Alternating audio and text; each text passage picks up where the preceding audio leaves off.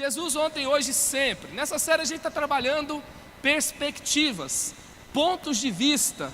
Cada história que a gente ouve, cada história que é contada a partir de um ponto de vista.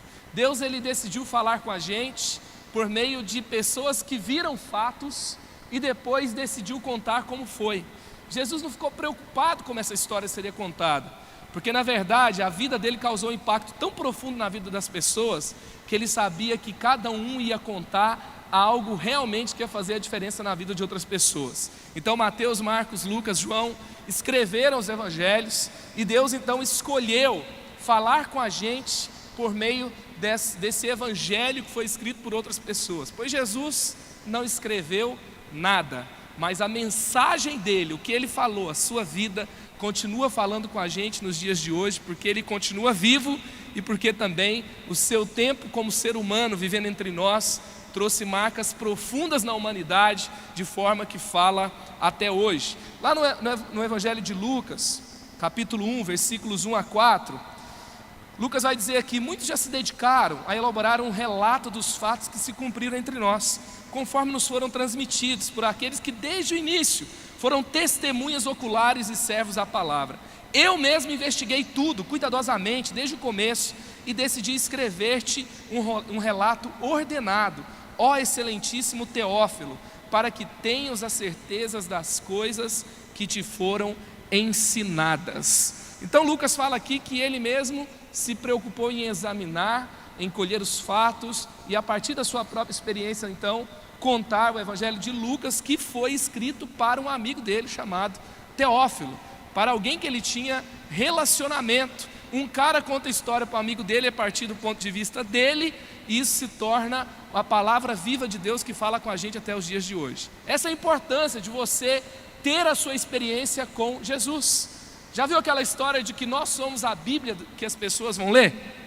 Já viu essa frase? Quantos já ouviram essa frase aqui? Então, os evangelhos foram escritos a partir de experiências que pessoas tiveram com Jesus. Aí, cara, Deus vai usar até o seu sotaque, Deus vai usar o seu jeito, porque Ele valoriza a experiência única. Você é alguém único e Ele valoriza quem você é. E por isso a gente percebe que ao longo da história teve movimentos que marcaram as pessoas. A gente falou aqui do renascentismo, que foi um tempo da arte clássica, é a chamada estética greco-romana, é o quadro da Mona Lisa, é o teto da Capela Sistina, é o Davi que o Michelangelo esculpiu. E aí então essa estética foi a linguagem daquele tempo. E aí 300 anos fazendo isso, e todo mundo queria fazer arte realista, todo mundo queria expressar a realidade como ela era. Isso, de certa forma, acabou que muita gente enjoou disso. E aí veio um tempo de arte um pouco mais abstrata, veio o cubismo, veio o futurismo, aí veio Picasso, veio Van Gogh, e aí então a perspectiva mudou. Eles queriam expressar a partir de uma realidade não que existia, mas a partir do ponto de vista deles. E aí nós falamos a primeira semana do renascentismo, depois na segunda a gente foi lá para a história em quadrinhos, que já é nos dias de hoje, para Marvel, onde tem os super-heróis que marcaram épocas, e na última semana falamos do Jesus que se manifesta no abstrato, quando a gente não entende muito bem, mas a gente pode sentir, a gente pode ter uma experiência, e no final a gente vê o quadro completo e é surpreendido. Quantos têm sido abençoados nessa mensagem aqui? Essa mensagem do abstrato está disponível no nosso canal Eleve. E hoje Jesus minimalista. Minimalismo virou moda. Minimalismo é algo que um monte de gente fala sem saber o que é, mas é uma palavra legal para falar. Daí a galera fala, compartilha, e aí quando alguém quer elogiar alguma coisa, fala: não, esse aqui ficou meio minimalista. Já viu aquela galera que fala: eu não gosto de usar roupa que tem um desenho, tem que ser só um negócio pequenininho no canto assim e tal. E tem gente que quer... É legal aquelas fotos, né, de casa, aquelas lojas que vendem móveis decorados, e aí o apartamento decorado, aí tem aquela foto onde você fala assim: eu duvido que a minha casa fica desse jeito, arrumada com esses móveis desse jeito. Tem só um quadradinho no canto, não é? Aquela cozinha que tem 2 prateleiras, e aí como é que esse negócio vai ficar organizado o tempo todo? Não tem nada para esconder embaixo, aquele negócio todo. E aí a gente vê essa tendência minimalista. E o que é afinal isso? E o que isso tem a ver com a mensagem que a gente quer trazer para você hoje. O Hans Hofmann, ele fala o seguinte, que o minimalismo, ele vai traduzir através dessa frase: a habilidade de simplificar significa eliminar o desnecessário para que o necessário possa se manifestar. Ou seja, às vezes a gente quer enfeitar tanto, quer deixar tão melhor, a gente quer dar o nosso jeito, a gente quer trazer mais alguma coisa para ver se melhora. Isso também quer dizer a respeito de algo da nossa vida, algo que a gente quer trazer a mais para melhorar, e aí a gente vai enchendo a nossa vida de complicação. Aí aquilo que é necessário, aquilo que é bom, aquilo que é essencial, não aparece. Faz sentido o que eu estou falando? Isso é minimalismo, eliminar o desnecessário. Se a gente for para o conceito, tem, por exemplo, o Richard Volheim. Ele é considerado o cara que criou esse conceito do minimalismo. Se a gente vai para a arte, eles vão dizer que o minimalismo começa a surgir a partir de 1960, onde aquele abstrato puro, aquele abstrato completo, então surge, se torna arte. E aí teve alguns movimentos, né, de purismo funcional, estrutural, austeridade e da síntese. Esses movimentos então vão trazer o minimalismo. Não sei se você já percebeu, quando você vai numa cidade antiga, por exemplo, quando você vai a Ouro Preto, no interior de Minas, quando você que gosta de ir na feirinha de Paraty nas suas férias e comprar artesanato, aí você vai ver que ao redor de cada janela tinha uma moldura, não é? E aí você vai andando nas ruas, tudo tem detalhe, tudo tem enfeite, tudo tem ornamento. E na verdade o minimalismo foi uma ruptura. Então as tendências mais modernas são tendências mais funcionais. As coisas ficaram mais retas, ficaram mais funcionais, ficaram mais sem enfeites. E aí então isso visava o quê? Visava que tivesse mais preço, visava que tivesse um preço mais acessível, né? Também, que não tivesse desperdício de dinheiro, que não tivesse desperdício de material. E aí as pessoas começam a ver a vida de uma forma diferente. Isso vem do minimalismo. Essa corrente, ela vai visar fazer o quê? Por exemplo, eliminar o nosso descontentamento, recuperar o nosso tempo, viver o momento, perseguir as nossas paixões, descobrir a nossa missão, liberdade, criar mais, consumir menos, ter mais saúde, crescer como pessoa, contribuir além de nós mesmos, livrar-se do excesso de material, desperdiçar menos e descobrir o propósito da vida. Então, por isso tem essa corrente minimalista. Eu queria fazer aqui algumas experiências com relação ao minimalismo. Indo para a questão visual, e vai rolar agora presente para quem conseguir acertar o que eu estou fazendo aqui. Vou fazer alguns desenhos minimalistas aqui. Quem conseguir acertar vai ganhar um rodízio de caldinho hoje. Eu não sei se é porque eu desenho mal, daí eu tenho que dar um incentivo para você ter coragem de descobrir o que é, entendeu? Você se esforçar mais. Mas eu vou desenhar aqui algumas coisas. Vou fazer 3 desenhos e eu vou me arriscar aqui para que você descubra o que é o que eu estou fazendo, tá? Primeiro eu vou fazer esse rosto aqui.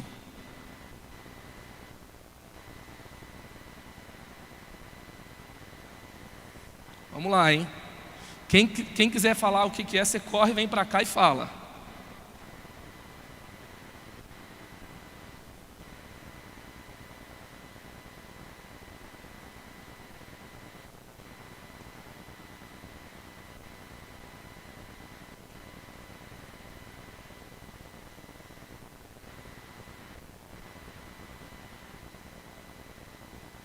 Quem que eu desenhei aqui?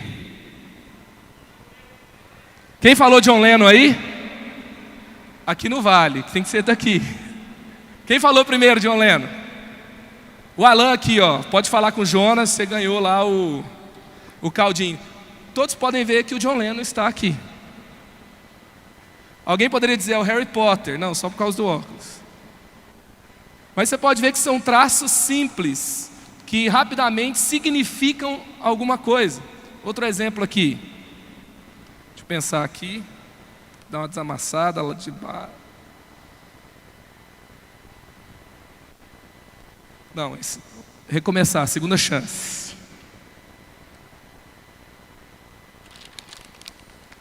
Peraí.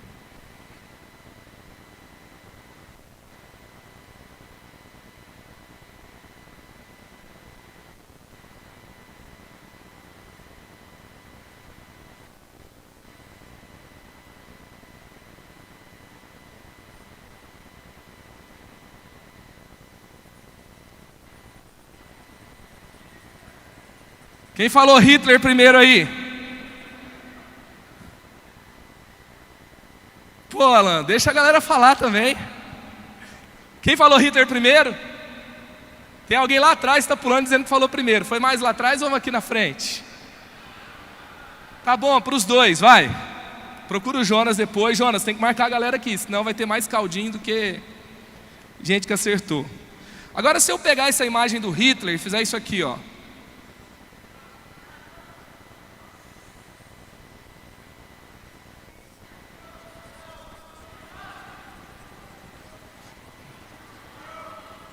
A galera já falou aí.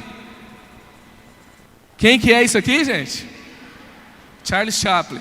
Daí você pega e começa a desenhar, a galera já sabe do que a gente está falando.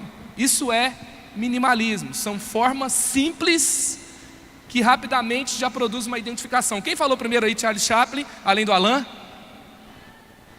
Qual que é o seu nome? Tatiane ganhou também o caldinho nesse frio. Você está solteira ou casada, Tatiane? Está namorando, então vai tomar o caldinho com o namorado lá depois no restaurante, imagine. É isso aí, o namorado está na frente, que negócio é esse? Senta na frente, ela atrás. Eu vou minimizar aqui o conflito, tá? Mas está estranho, beleza, vamos lá. E se a gente fizer isso aqui com a vida, gente? Pegar aquelas coisas que são mais Hitler e fazer com que elas se tornem mais Chaplin, fazer com que elas se tornem mais leves. E aí então, nós vamos aqui caminhar em algumas imagens que também vão trabalhar esse conceito. Pode soltar as imagens aí, por favor, no multimídia, as imagens de minimalismo. Estão aí? Pode soltar, por favor? Então tá aí essa imagem do Hitler, do Chaplin. Ela foi uma imagem que foi uma campanha publicitária de uma empresa alemã, uma agência de publicidade alemã, e aí eles colocaram no final, that's it. Ou seja, é isso. Seja menos Hitler e mais Chaplin. E menos chato, em nome de Jesus. Está aí uma escada minimalista, ou seja, o que é mais importante numa escada? Os degraus. E aí vai uma aula de português, não é degraus, é degraus. Pra você acertar na prova do vestibular. Então ali foi eliminado o máximo possível de elementos que eram desnecessários e ficaram só os degraus. Isso aí foi uma propaganda de um café que oferecia o Wi-Fi grátis. Então eles fizeram uma garrafinha somente com caracteres para que você esteja conectado com o Wi-Fi e converse com seus amigos. E aí foi uma propaganda. Eles fizeram também, pode passar a próxima, uma xícara de café também apenas com caracteres. Aliás, a tendência hoje em dia de digitar e você fazer desenhos com caracteres é também uma tendência minimalista. Pode passar. Aí você pode ver um Lego que na verdade são dois quadrados, não são dois retângulos, né? Não são dois cubos. Na verdade é um avião. O Lego também é um grande exercício de minimalismo, ou seja, com pouquinhas peças quadradas. Quantos conhecem, quantos sabem o que é um pixel no computador, numa imagem?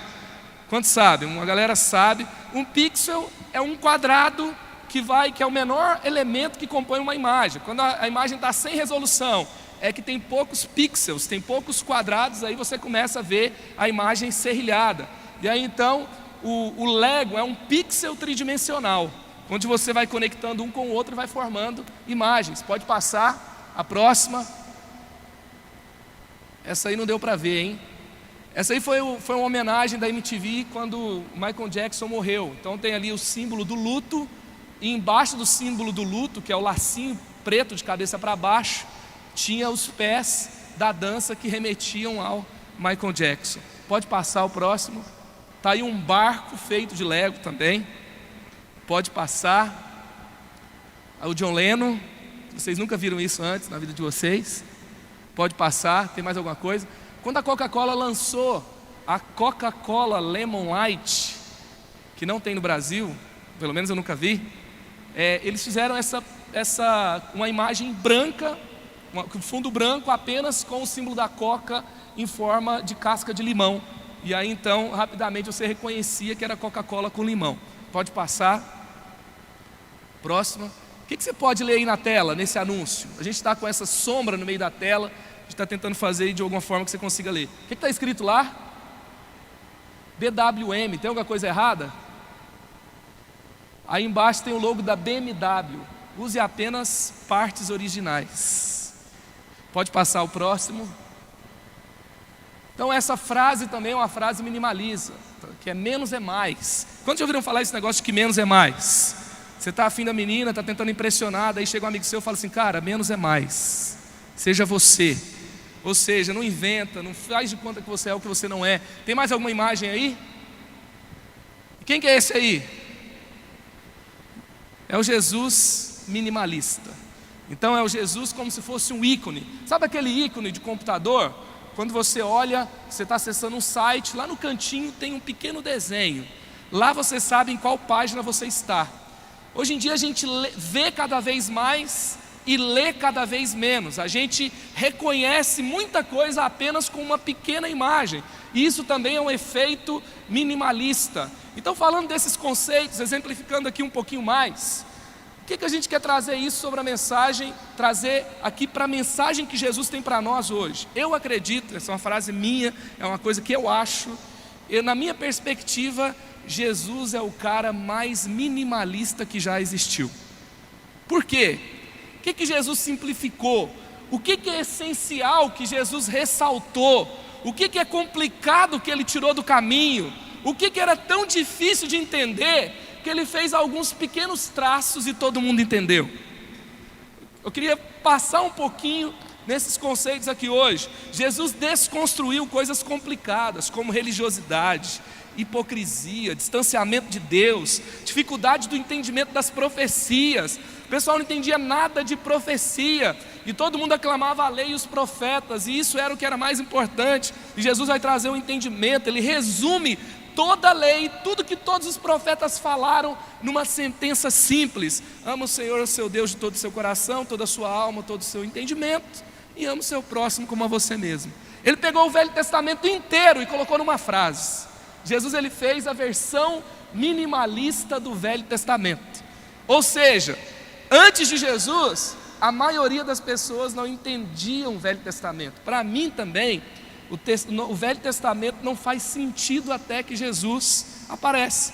E ele vai dar então a continuidade. A partir de Jesus a gente entende o que era, o que é e o que há de vir. Também ele resumiu coisas complicadas em sentenças simples. Ele desconstruiu o preconceito.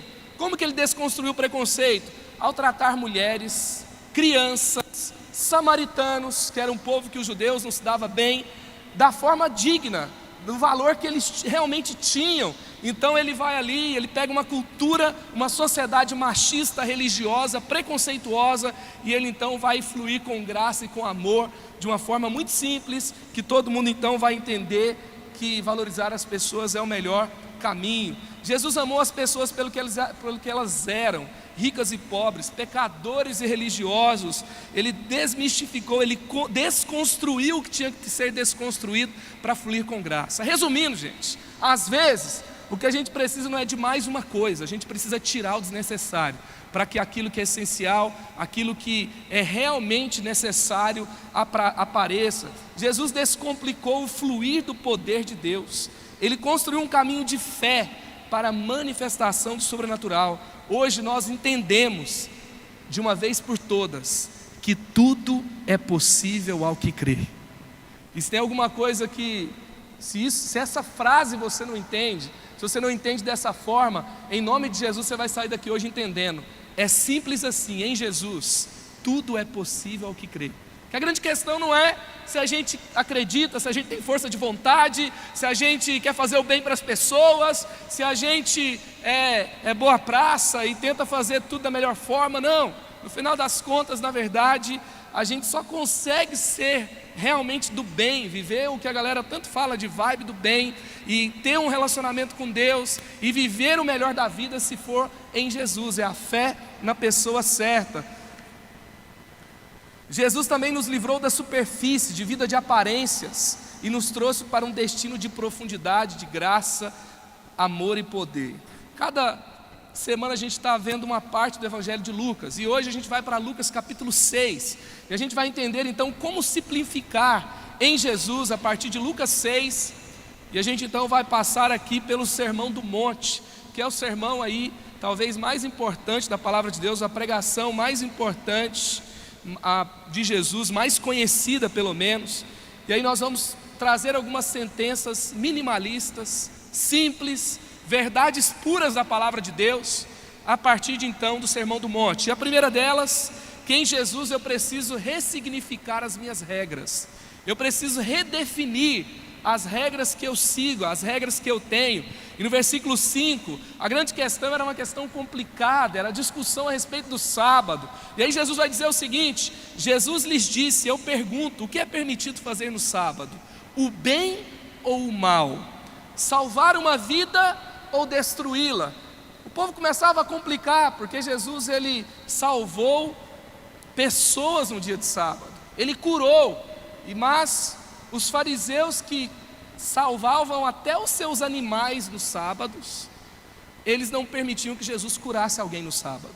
Ou seja, as regras para os fariseus não era assim algo real, era algo para o seu próprio benefício, e os outros que se lasquem, entendeu? Você já percebeu que a maioria das pessoas, vamos falar aqui de um conceito complicado, de algo complicado, corrupção. Quem assim não aguenta mais tanta corrupção no Brasil aqui, gente? Deixa eu ver. E por que esse conceito, por que isso começa a ser aceitável? Porque as pessoas elas começam assim, essa regra que não pode roubar. Aí, se é contra você, você não curte. Mas, quando muitas pessoas estão em um ambiente em que elas podem, de alguma forma, ter algum benefício burlando as regras, esse conceito se torna relativo. Então, quando a gente vai ressignificar as regras, a gente vai tirar da nossa vida apenas as regras de conveniência, que são a nosso favor e que não é a favor do próximo. Vamos falar aqui o conceito minimalista de pecado. O que de fato é pecado? Uma vez eu vi uma definição de pecado minimalista, que é o seguinte: pecado é parar de amar. Toda vez que você para de amar, você acaba cometendo um pecado contra alguém, contra você mesmo, contra Deus, porque pecado é parar de amar. E assim nós vamos então reconstruir as nossas regras. Vamos escolher ser feliz. Versículos 20 a 23, olhando para os seus discípulos, ele disse, troca essa palavra, bem-aventurado, um dos sinônimos dela é feliz. Então eu vou trocar aqui bem-aventurado por feliz. Olhando para os seus discípulos, ele disse, feliz vocês os pobres, pois a vocês pertencem o reino de Deus. Felizes vocês que agora têm fome, pois serão satisfeitos. Felizes vocês que agora choram, pois haverão de rir. Felizes serão vocês quando os odiarem, expulsarem e insultarem, eliminarem o nome de vocês como sendo mal por causa do Filho do Homem. Regozijem-se, ou seja, alegrem-se nesse dia e saltem de alegria, porque grande é a sua recompensa no céu. Amém? Grande é a sua recompensa no céu. Grande é a sua recompensa no céu. E aí, qual que é a sua escolha a partir dessa mensagem? Eu acredito que as principais coisas que nós precisamos fazer não são coisas inacessíveis. Talvez tem pessoas aqui que tiveram semanas muito pesadas, muito difíceis. Teve problema com pessoas, teve problema talvez no trabalho, teve problema por não ter trabalho, teve problema por se sentir sozinho, teve problema na família, teve dores. Talvez teve gente que teve que ir no hospital essa semana, porque não estava bem. Eu não sei, talvez tem pessoas que olhou para o futuro com tanto medo essa semana. Eu quero dizer para você, a resposta para cada uma dessas coisas, aquilo que você mais precisa, não estão naquilo que você não consegue alcançar. É simples. Jesus, Ele está acessível a você. E quem tem Jesus tem tudo e não tem falta de nada. Porque o Senhor é meu pastor e de nada terei falta. Ele é o Filho, Ele é o Verbo, Ele é o Deus vivo que viveu entre nós. E Ele nos enviou o Espírito Santo, a gente pode prosseguir. E você vai escolher para onde você vai. Lá em Mateus 11, 28, Jesus fala assim: olha, todo mundo que está cansado, todo mundo que está sobrecarregado, todo mundo que está cansado de cargas pesadas. Será que tem alguém aqui que carregou cargas pesadas essa semana? Tem carregado cargas pesadas na sua vida, emocionais, espirituais, coisas que você faz. E Jesus está dizendo: olha, venham a mim, porque eu lhes darei descanso. Aprendam de mim, o meu jugo é suave, o meu fardo é leve. Aprendam comigo, que sou humilde de coração. Jesus está nos ensinando o caminho da simplicidade, da humildade. Queria colocar esses dois traços aí na tela. O que a gente pode fazer com esses dois elementos? Com esses dois elementos a gente pode fazer esse símbolo. Esse símbolo pode carregar tanto significado. Se toda a sua vida você colocasse no significado desse símbolo, vamos colocar nesse símbolo aí trabalho, vamos colocar dores da sua alma, vamos colocar os sonhos que você tem para o futuro, vamos colocar o seu passado, talvez pecado, talvez relacionamentos quebrados com pessoas, talvez aquele lugar lá na sua casa que você talvez nem queira voltar para lá, eu não sei. Se você colocar tudo da sua vida nesse símbolo, na cruz, aonde Jesus levou sobre si as suas enfermidades, as suas dores, os seus medos, conquistou o seu futuro, conquistou a sua paz, conquistou o seu perdão, conquistou a sua vida e a sua vida de verdade. Interessante, quando os conceitos do minimalismo é você eliminar o desnecessário para que você tenha uma experiência de plenitude, é você se preocupar menos com coisas e viver uma experiência verdadeira em tudo aquilo que você faz. Isso só é possível por meio da cruz, plenitude. E essa experiência de hoje de simplificar é trazer toda a sua vida para a cruz. O que é a cruz? É a entrega. O que é a cruz? É a identificação com Jesus. O que é a cruz? É a sua entrega para Deus. Isso é a cruz.